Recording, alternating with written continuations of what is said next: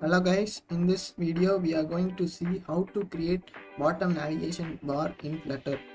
So this is the basic layout of the Flutter. If you don't know what is it, please watch my previous videos and then come to this tutorial.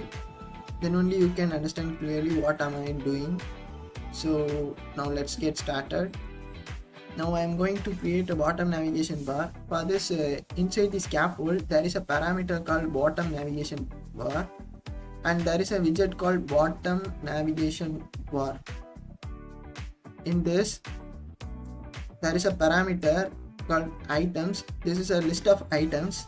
Here we have to pass bottom navigation bar item, and we have to pass icon, and with icon start home, and we have to give name to it.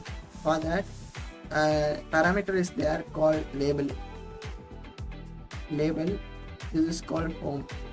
If we run this, we get error, I think, because a bottom navigation bar must contain at least 2 bottom navigation bar item. So we just copy and paste it one more time and save it. See, we get bottom navigation bar. So let's change this icon. Profile,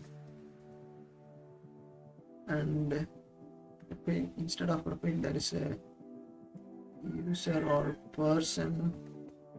I think that's person, and inside here I change this profile.